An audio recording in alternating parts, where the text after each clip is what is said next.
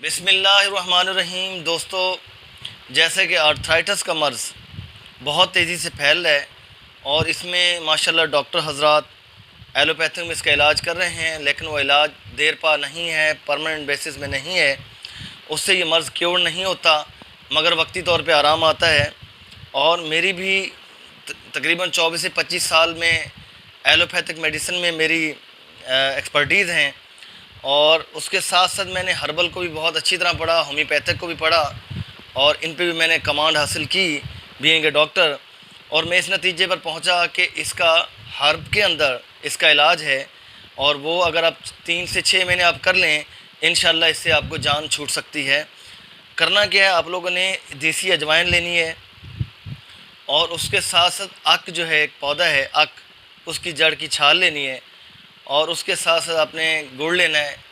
کالا گڑ جسے ہم